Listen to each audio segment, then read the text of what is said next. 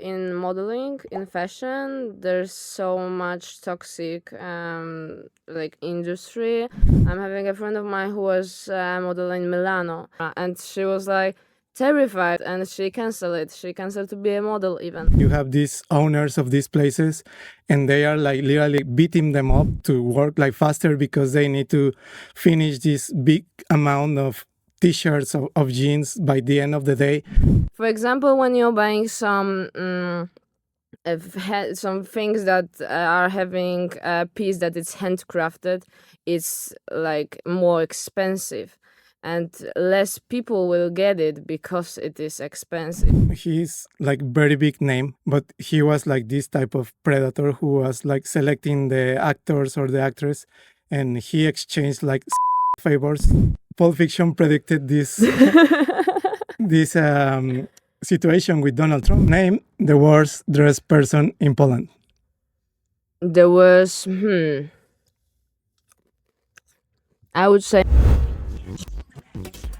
Okay, headphones off because it ruins my hair. Lara Kosc, Lara Kosc is me. welcome. Finally, we are finally. recording. Yeah. How long it took to get to this point? How long ago we met? I don't know. Probably on the Transformator event on Mystyczne Manekiny. It was in April. Yeah, like it's a long time, and then you were busy with your things, and then it took a long Yes. time to start this podcast, and then it took a long time to start the recording today. But finally, we are here. Thank you so much for being here. How are you? I'm very good and really warm. Very warm. Yeah, this Or is really hot. it's very hot day, but in here, people who are not here, they cannot imagine how hard these lights hit you in the face. First of all, am I dressed for the occasion?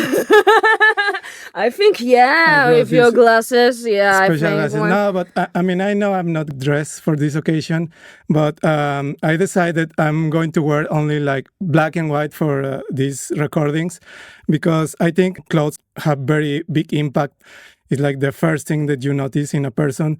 So Yeah. I want to keep the energy of the clothing like very low so people can focus on the energy of the guest and the energy I can bring to this I conversation. think it's a really good idea. And also, I want to be like these cartoon characters, you know? If you see like Bart Simpson, he's always wearing the same t-shirt. Yeah. So it's one of the reasons, but also I don't want to worry every day like what I'm going to wear, you know, and not repeating clothes. So that's the good thing about having these school uniforms that you don't need to worry Kind about. of is a radio uniform. Yeah, it's like my uniform for radio, so I don't need to think about what to wear next day. I think it just makes everything easy. So what do you think? Okay, I'm going to take these glasses off. So tell me what you've been doing these days. These days, like last days or from the time we met? Since we met, I knew you were in your last days of university. Yes. I was finishing my project, but it's also a project that I'm not making only for school. I'm also like taking part of it to my daily life and to my daily project. So yeah, I've been doing this textile project because it's about textiles for like I think quite a few months now. And I finished it. Now I'm doing things with it. You finally finished, but I saw you were also doing some paintings and other side projects. Yeah, I would say I'm a visual artist, so I'm not only making clothes, but also I'm making paintings, I'm making graphics, I'm making photography. I'm taking a little bit from each technology that is right now for human to make some art and making new stuff from it, I could say. So I'm not only using, I don't know, textiles, and I'm not like in this frame that I'm only textile person. Yeah, I want to be to take part from everything, I could say. So now that you finally finished university, which area are you going to focus more? I think clothes are the ones that I really want to focus on it. But also I've started 2 jobs as a content creator, and I know that my graphic job career is also really important for me these days after finishing the university. And to be with that flow that I'm finishing the university and I've started job like so fluent. So yeah, these two things I think it's more the most important. But getting my fashion brand more known is like the main thing for I don't know a few years now. So before getting into the fashion stuff, tell me a little bit about your name. How did you come out with this name? With Lara Kosc. Yeah. So Lara is pretty obvious because my I would say hero from the time when I was a kid was Lara Croft. I was loving this girl. I was like, oh my god, she's so brave. She's traveling from the all around the world. She's fighting with the tigers. She's fighting with the demons. So I really fell in love with her. So yeah, Lara is decided from this character, but Kosh is pretty I don't know, not so obvious thing in me, because once when I was getting to my studio, I was looking at my pockets for some tissue. And yeah, I was looking, I was not seeing it. And one time, this kind of paper like flew from my pocket, and it was like rubbing a lot, and it went to the floor, and it says "Kość," and I was like, well, It was destiny. I really don't know from what like I don't know event or from what situation I was having it in my pocket. Like really, I'm not remembering that I put some of the kość, I don't know, piece of paper in my pocket. It's not logical even. So yeah, I think it's just flew to me. Damn, Lara Kosc, and it sounds a little bit similar to Lara Croft. So yeah, I'm liking it. Yeah, it's very nice that I mean you're very young and you have this reference from this character from the 90s. So yeah, it's very cool. Actually, in the first episode I was talking about the importance of the name and how the name sometimes impact on your personality. And I always found like very weird how like parents give you like this random names that they choose because I don't know, they heard this name from or they took this name from the grandparents and they are assigning this like a specific personality, like not with a bad intention, but they are like, I really love how my father was with me and I'm going to give my child the same name, or I saw this character on this movie and I want my kid to have this name because I really like this character. So it's kind of weird for me how before you have like a conscious to decide things, you already have like this label on you that you did not choose, you know. I think it's a powerful decision that maybe when you are growing up, you should have like the option to decide what name you want based on the things you like or based on your personality, and not just like accept this name that someone else give to you. What do you think about this? Yeah, I'm thinking like for example, my like origin name that my parents gave me means in Polish it's należę do Pawła. So the Paweł is I don't know having me. It is my name, like really, it's my origin name. Paulina, because it's my origin name, means I belongs. Yeah, this is the word in English. I belongs to Pavel. And for me, it's like last time I was traveling with my mother, and we were talking about why she gave me the name Paulina, and we were talking like, oh, she likes more Carolina, and my father likes more Paulina, and they decided, okay, Paulina. But I was like, yeah, but do you know what it means? And she was like, oh, it's a good name, you know, like, it sounds good. I was having, I don't know, an aunt who is having a name, Paulina, and I was like, let's Google it. And I was like, belongs to Pavel. And I was like, what? Why, mom? What's Pavel? What you mean? Who's Pavel? Yeah, who's Pavel? I really want to know. Yeah, so who the hell is Pavel? Who the hell is Pavel? I think I must do an investigation in my soon life and like get to know who is Pavel. For example, Pavel was my first guy who I was having a studio with.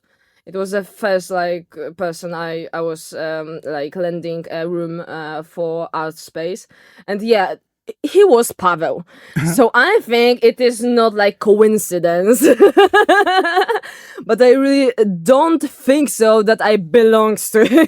Yeah, for sure you don't belong to Yeah, Pavel. I only belong to me. So I'm glad you choose another name, and I think Yeah. it's a very cool name. It's like one of these names you remember, so Yeah, it's it is. a I could nice say option. pretty not usual in Poland. So when people hear it, for example, I don't know, on the parties, on I don't know studies, when I was like meeting new people, and I was like Paulina, and I don't know, there was 4 Paulina in a year, or even more.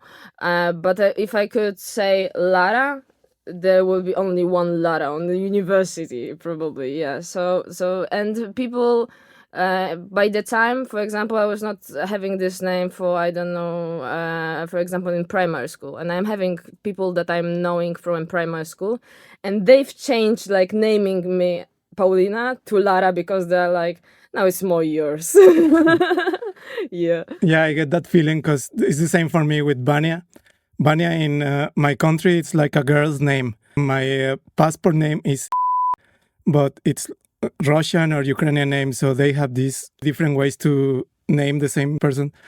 And one of my ex girlfriends, I think, was Russian. She started calling me Vanya, and I was like, "What? Why are you calling me like that? Like, this is a girl's name." And then she explained me, "No, this is like another way to call in my country," and blah blah blah. So at first it was like weird for me because yeah, I relate this name to a woman, and but then it was like the same. It was like very unique, and in here I think everybody knows me as Vanya, and I don't know anyone else with this name, you know, like a guy. So everywhere I go, it's also like I know I'm going to be the only one with this name. So it's Yeah, very cool. it's pretty unique. Let's get into the fashion topic. Okay. I would like to ask you, what's the importance of having a career, like going to school? Because I know a lot of designers, they have not a career, but they started doing this by themselves.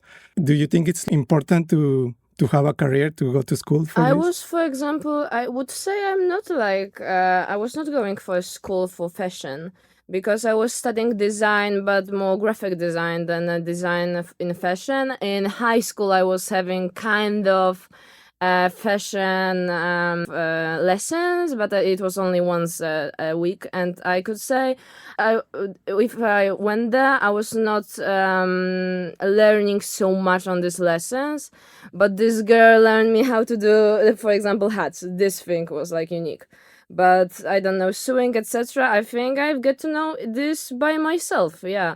And really early, I would say in primary school, I started doing some fashion designs because I was in this time I was a ballroom dancer, and I really wanted to have unique dresses for trainings. And in ballroom, there's like most girls are having one kind of skirts and one kind of bodies that they are having on trainings, and they're all black. And I was like, no, I don't want it. So I've started by getting inspired of a friend of mine who was going to high school for like technicians of sewing. I was getting inspired of her. I was like, she could, I could also. And yeah, I've started doing it. So I would say I'm not learned by school. I mostly learned by myself. It's very related, the career you study with this, you know, like you have a background in visuals. And I think I guess it's very different from someone who just started like sewing clothes and like making these random designs. You have like a background and you have like theory of color. You have like all this Yeah, background that yeah, yeah, helps you yeah.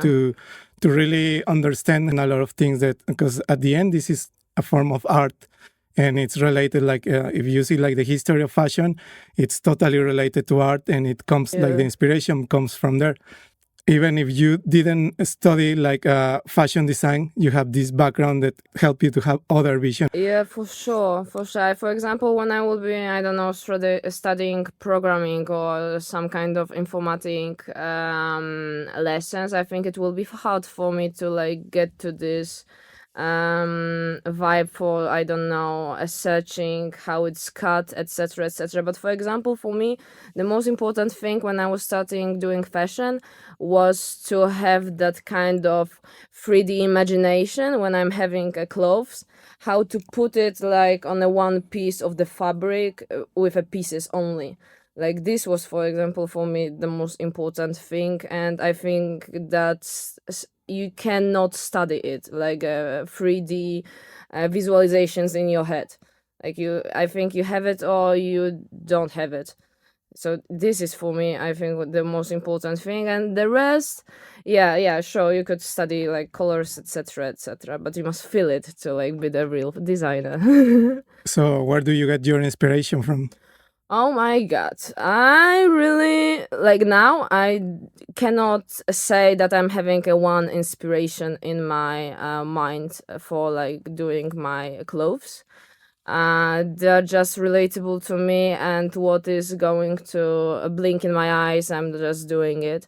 But for example, I think Alexander McQueen, but is this like I don't know, really known person. I really don't know if I'm having like a one person that is a guru for me. Because the main reason I started fashion was that I was not seeing anybody that was doing this kind of things that I'm doing. So I'm not having this one specific person. Maybe more in painting, for example. In painting, I'm having inspiration, and it's Martin Wong. For me, I think I'm not a fashion designer, but if I was, I think I will get my inspiration from guys like David Bowie, you know. Lady Gaga, Lady Gaga, I definitely. think she got a lot of inspiration from David Bowie as well. And I don't know, like guys like Marilyn Manson, like this type of people who create these characters larger than life based on their appearance, you know. And I think a lot of artists took inspiration from David Bowie, but he transcends this artistic field. You know, it's not like only music that got inspired by David Bowie, and I think he's like one of the biggest fashion icons in music. You know, and like you said, like this Lady Gaga, she's like super inspired by David Bowie. Yeah, so I think that Lady Gaga is one of the person that I really admire because of her style and because of her, I don't know, power that she's having in her outfits. That she is not afraid of like having some strange outfits on stage. Yeah, I think her the most. I think people don't realize how important is fashion in our everyday life, you know, like Yeah. it's every day. And besides that, it's like such a big industry. Like you see a lot of the young people trying to copy the style of like musicians. You have like these Netflix series and you have like these very popular characters, and then you start seeing how people trying to dress like them. And about the industry, is like I think it's maybe one of the three more important industries in the world, the ones that generate more money, you know. I think I heard that it's like from six people, one of these people are going to be in the fashion industry. So it's very big, and I think in our everyday life we don't realize how big impact has on our personality and the mood we have every day. You know, like you can have bad mood one day and then you dress up nice and then you feel a little bit better. Or if you are like hanging out with someone and if this person has like bad taste in dressing, that can change everything, you know. It's like I think the visual part is probably the most important reference we have from someone before knowing their personalities. And fashion is like everywhere, and I think people don't realize how important is this. I think they're only realizing it in the situations like, for example, I don't know, for example, when you go to a job interview. Everybody know that you must dress well when you're going to a job interview, and this is known for people. Also, a big situation with fast fashion that is coming, I don't know, around the internet and getting to know people that it's not good. There's like a pros and cons about this, but I think that the dark side of fashion comes from this fast fashion, you know, because you have like these factories in India or China where you basically have slaves working for doing these cheap products, you know, And it's crazy how, like, in these modern times, literally you have like this slavery type of work, you have a lot of workers there working with the minimum wage, and in very bad conditions. Like, literally they are working like 80, 90 hours per week, and they are getting paid like $6 per week, and it's insane, and they don't have any other choice. They need to work because they need to have some money to eat or to feed their families. You have these owners of these places, and they are like literally beating them up to work like faster because they need to finish this big amount of t-shirts of jeans by the end of the day. And I don't think brands really care about this, and also like the owners, they just care about like making the deal. If the brand says like, okay, I'm going to sell this t-shirt in $6, so you need to charge me $3 for this, and if you don't want this, I am going to another factory who can make this for the price I'm asking. So they don't have any other choice, but also they don't consider that they, with this money, they are not going to be able to pay to these guys. And there's factories that like collapse, and like thousands of people die there, and no one cares about this. So I think that's the problem with fast fashion, that we don't know exactly where the products come from, why they are so cheap. So when I was in high school and I was having these fashion classes, this was a problem in my head, that I was thinking, okay, I will be a designer, and the thing that I really wanted to be is to be a really big one designer. And this thing with fast fashion and with all these bad conditions that are having people for working there, it was a big problem for my young head in this time. I was like, but I want to do that, but in the same way, there is an option to not be involved in it? I think it is really hard these times to not having a big brand connected with this kind of factories, because it's very cheap, and I don't know if there's many others. For example, when you're buying some things that are having a piece that is handcrafted, it's like more expensive, and less people will get it because it is expensive. Yeah, it's good for a brand to have like expensive things and more like, I don't know, haute couture things than pret-a-porter. But yeah, it's really like hard. For example, I don't know, a brand like Karl Lagerfeld. He's having like, he died, but he's having a brand that it is for like this haute couture one that is having for like fashion shows, stuff, etc. But they're also making this type of like t-shirts that are only having like a Karl Lagerfeld logo. And I think most of the brands are having these two sides. That one is for, I don't know, everyday people, and one is more like a big events one. And yeah, I don't really know how I will manage it in like a future. For example, when I will be a bigger designer, and I will not do anything, all the things by my hands. Because now I'm doing, I think, all of the things that are connected with changing the clothes I've received by my hands. But maybe in the future there will be so many of these things that I will not manage time for it. I will be having a people for it, and to have like these people be good with what they're working. Yeah. Yeah, and I think like people really don't think about these things. Like even myself, I'm probably wearing one of these T-shirts that was made in these factories where they have terrible working conditions. So it's kind of hard to think about these things when you're in a hurry and you just need something to wear.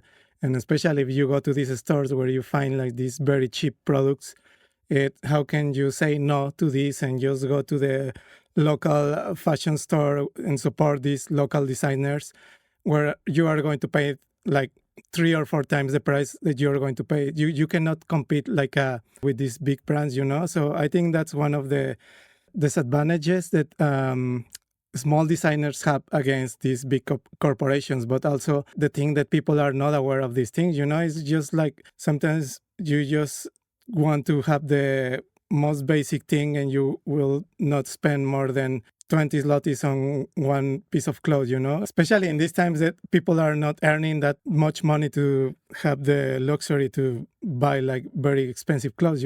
I think people should be aware of this, and I think like big heads of these corporations should be aware, and I think they know, but they just don't care. Like I was watching this documentary, and this woman it was just literally saying like, I don't care.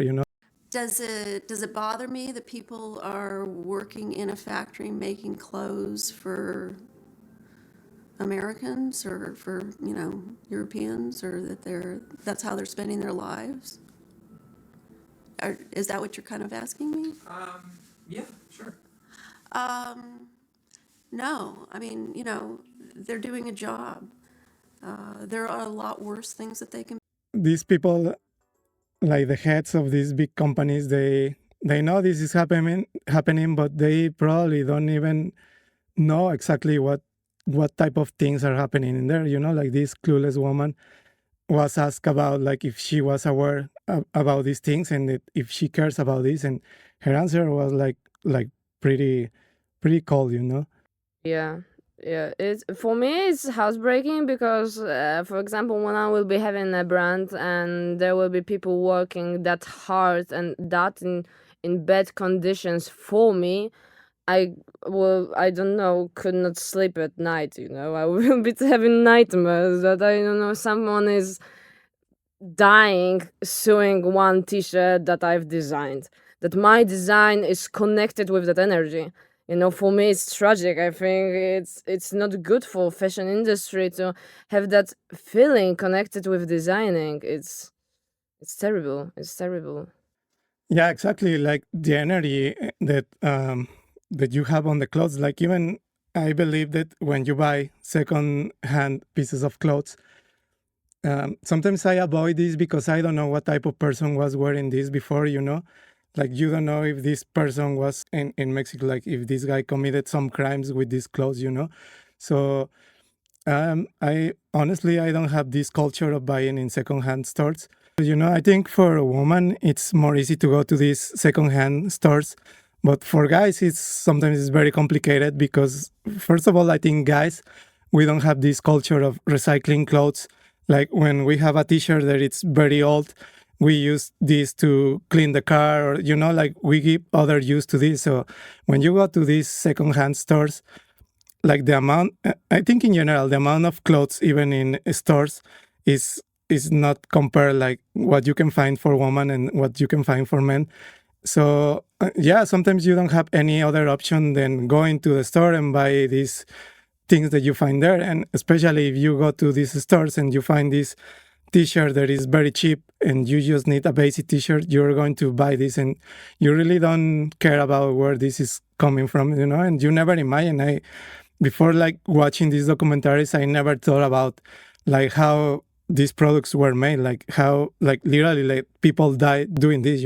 I think in the fashion schools they should have like some class where they teach some ethics about this, and if you're a designer you will sell your designs only if you're sure that these products are not going to be made in like these terrible conditions. I think the same, and I don't think that this thing with second hand is like too too big that you were saying, because for example for me the best clothing that I could remake are these ones that I for example got from my grandparents, because my grandma is in the clothes too. She really love clothing.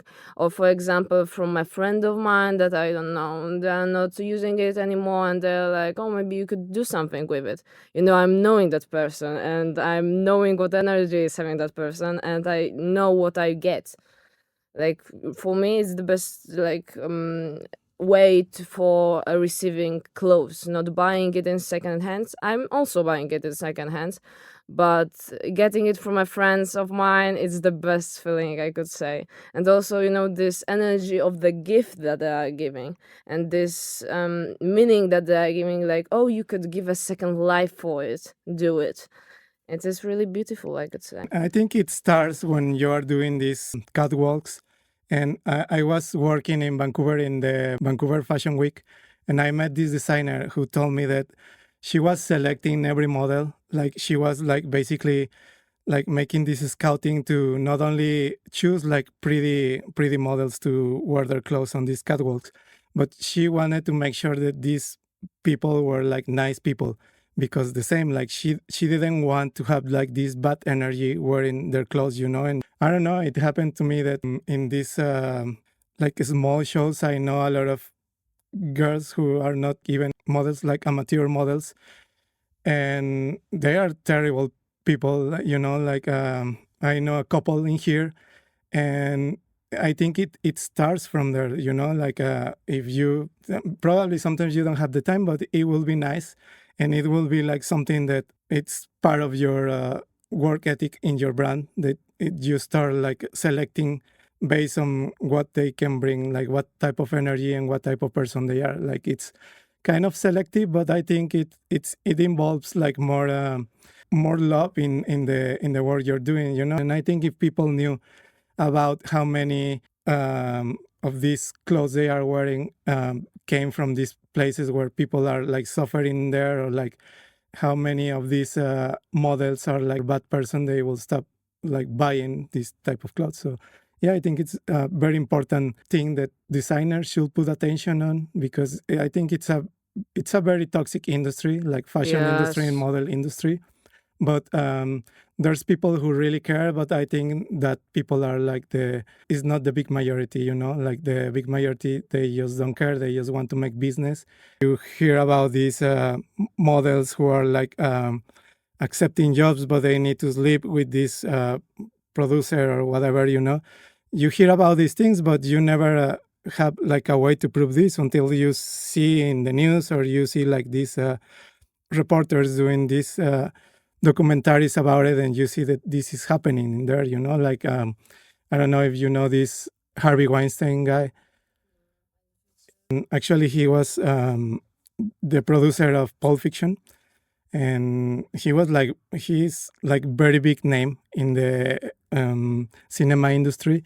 But he was like this type of predator who was like selecting the actors or the actress, and he exchanged like favors in yeah, like if you want to be in my movie, you need to sleep with me and you need to do these things, you know.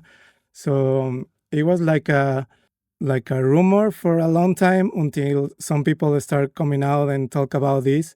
So yeah, like these things happen, and having this type of people in there just like, I don't know, like put a bad name on this industry, you know. I think it's not good that people are not aware about these things. Yeah, I think especially in modeling, in fashion, there's so much toxic like industry and so much toxic energy in it. I'm having a friend of mine who was modeling Milano, and to the time she was not, I don't know, speaking with me about what was happening there and how was she feeling, etc. I was not so aware of it. I was just, oh my god, you're having so wonderful time in Milano, like, etc. And she was like terrified of what how was she feeling in it, and she canceled it. She canceled to be a model even. And for example, for me, models for my clothes are really important too. I think all of my models are people that I'm knowing, and I'm spending a lot of time with them. Of course, for example, now I was making a new collection, and I was needing a really big amount of models. And yeah, for sure, I could, I don't know, make an post on Facebook on some of these groups that are looking for models, just for like exchanging that the photographer is having a model is having photos. But I really don't want to do that, because I really don't know the person that will be going to my studio, or I don't know, in a place in a city for these photos. I'm also making a photos also a type of art thing for me, and I want to do it and spend the time with the best people I could meet. I'm really happy you think that way, because that was one of the reasons I invited you to come here. Because when I met you, let's say I didn't met you in the place where you met the best people in Wrocław. So for me, it was kind of a surprise that you have like this very nice personality, and it seems like you're a very good person. So yeah, like it's good that you think about these things and how you select the models that you are working with. I'm happy that I can say that you're a good person because I had like bad experiences with people there, you know. But yeah, it's very cool. And like we were talking about this Pulp Fiction movie. First of all, it's probably my favorite movie of all time. I watched really like it too. yeah, I watched this like I don't know, probably more than 30 times in my life, and I can still enjoy it. You know, I'm not skipping any scene. And I was thinking a lot about this movie lately because I don't know if you heard about what happened to Donald Trump. Like last time. Yeah, Yeah, I've heard. yeah, like this guy. For people who don't know, he was in the ear, but basically he got like this I don't know amazing luck to not being dead right now, you know, because Yeah. he got like this shot like 2 centimeters or 1 centimeter away from his head, and when I saw this I was like, what the hell? I'm not a religious person, but if someone asks me like how can you explain a miracle, I will say this was a miracle, you know. I was thinking a lot about this Pulp Fiction movie because I don't know if you remember, there's a scene where these guys are in this house, like Jules and Vincent. They go to this house and there's one guy who is hiding behind the kitchen, I think, and then suddenly he starts at them, and these guys were standing there, and then they switch the shot to these two guys, and they start back, you know, and then these Jules start like saying, "Man, what just happened here?" Like this guy, I don't know, like 10 times, and he started like questioning, like, "This is a divine intervention. This is a miracle," and I was just thinking, like literally, like Pulp Fiction predicted this situation with Donald Trump, because this situation was like something that if you see this in a movie, you will say, "Oh, come on, that's not possible. Those things don't happen," you know. And when I saw this in Pulp Fiction, I was the same. Like, okay, this is a nice, cool scene, but this is not something that happened in real life. You have like these guys like 3 meters away from you, you and you don't. I don't know if you remember this specific scene. Yeah. Lately, I was hearing a lot of these conspiracy theories about what could happen in there.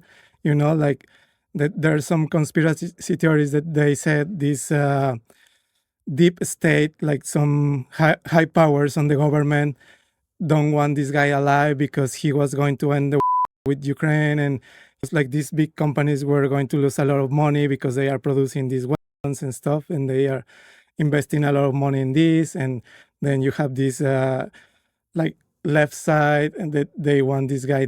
So it's very crazy, you know. I don't know how is the culture here in Europe, but at least in North America, like these conspiracy theories are like a huge thing. Like people spend a lot of time thinking about these crazy conspiracy theories because of the random situations that happens, like this with Donald Trump, you know, like this thing with the heaven in the US, you know, with the towers, and you have this area 51 that people don't know what's happening in there, you know. So in there we have this big culture about like every situation that we don't have an explanation, we have this conspiracy theory for it.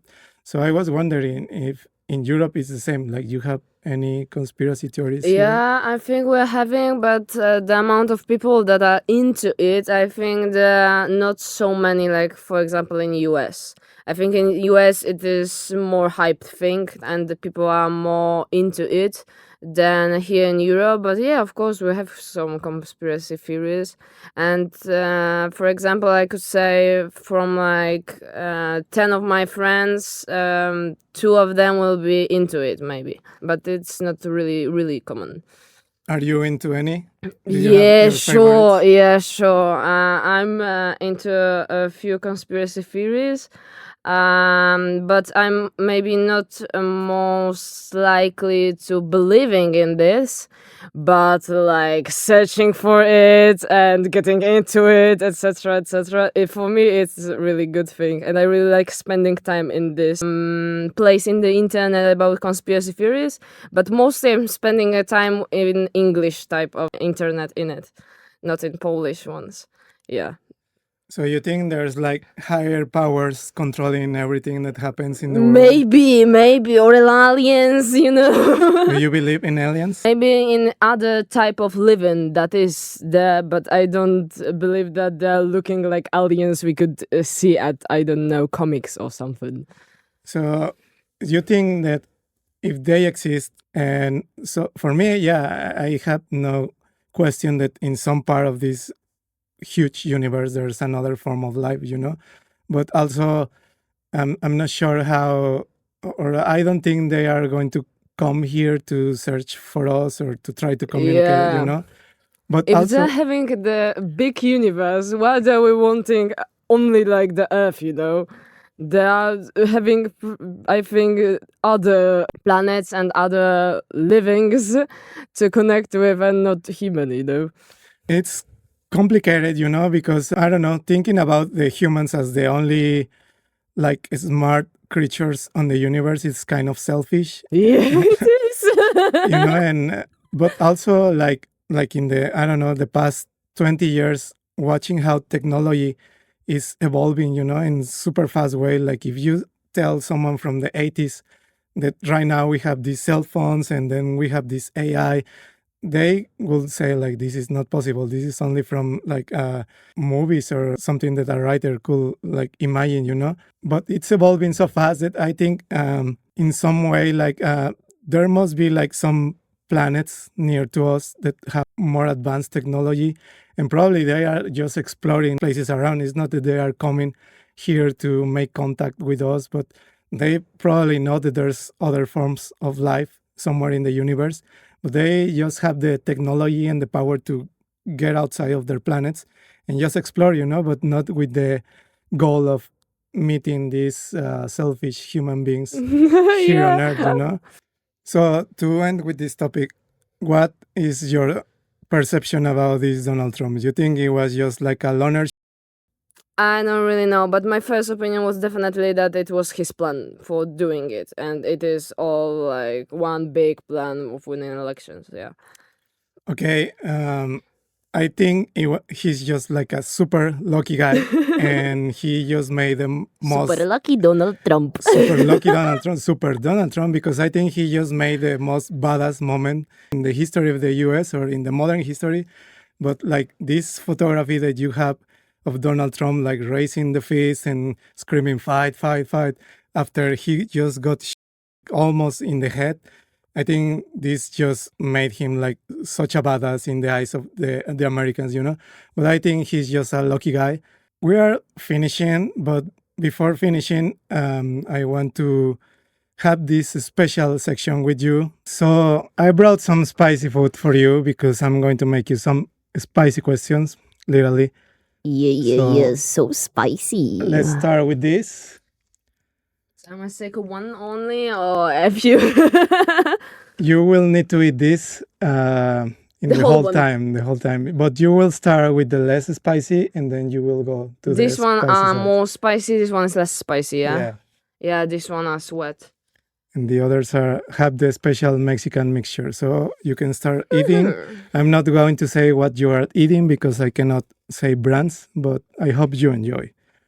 So the first question is, what piece of clothes can be missing in your funeral for you? Can it be missing? Yeah. So I will be not having it. No, something that cannot be missing. Cannot be missing. I think the dress. Yeah, the dress. And this kind of not a hat, but this kind of thing that a princess are having. A crown. Okay. So you don't care about the wearing underwear? No, I don't care. Why should I think about the underwear at my wedding when, for example, at the top I will be having some kind of corset or something like that? It will be in like a dress. Probably. And the underwear, like down, no. Okay, I think underwear is very important for my funeral. Next question. Name the worst dressed person in Poland. There was, I would say my dad, but I won't be mean. Maybe, yeah, in my like close people, definitely my dad. Okay, so for the next question, you can start with the spicy stuff. This one is a little bit spicy, like this. Spicy does not. Super hot. Okay, next question. If you were the Pope, what will be your pet and what will be its name? My pet? Yeah. I would say probably a rabbit. And what will be its name? Dumbo. Dumbo. Yeah, like this because I really Or wanted. like the elephant.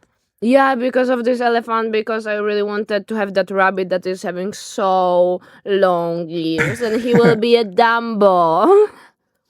Albo Dumbosh. Yeah, I would say Dumbosh. Okay, nice answer. So we were talking about aliens.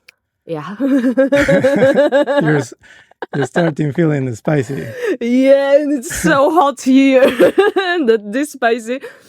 Like now I'm feeling that I'm spicy inside, like I'm having a hot inside me and it's outside me and I'm having like, So oh you my have- god, I'm hot. You have the perfect balance right now.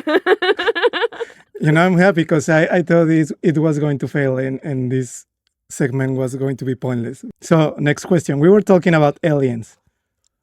If you go outside tonight and you find an alien, in what language will you try to communicate with him? Dance language, definitely. What will you say? What I will say? I would like to say hi for him and say who is me actually by the dance moves, yeah.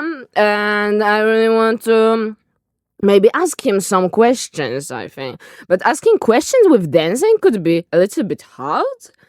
But yeah, connecting with fashion, I would, for example, ask him if he's liking my clothes.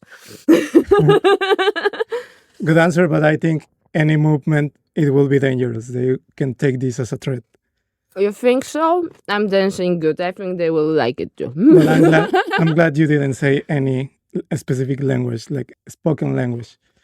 So next question is, Mexican stereotypes are sombrero and taco. In 10 years, what's going to be your stereotype? My stereotype, like for my person, yeah. Yeah. I think like the kind of wearing outfits that this one kind of fashionable auntie will have on a wedding of someone, you know. This will be a stereotype of me, and also by the things, of course, bones, because of the Lara Kosc means bones. And also, yeah, I think these things. Very cool.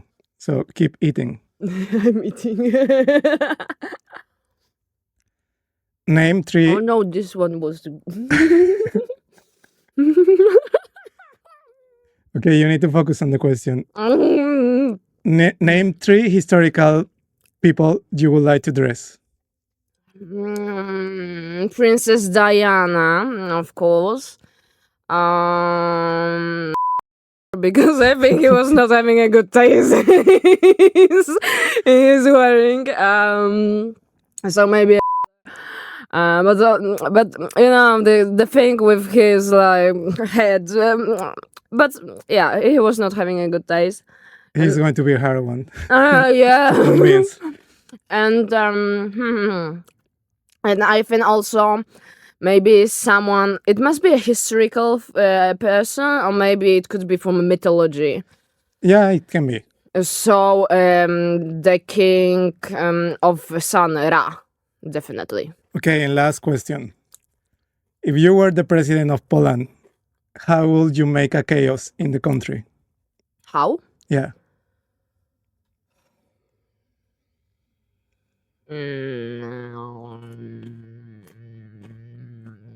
Maybe I will eat more spicy and I will have an idea. To make a chaos, I don't know. I will mess up a recipe for pierogi and would tell all people that this pierogi that they are eating and thinking that they are Polish pierogi, they are fake.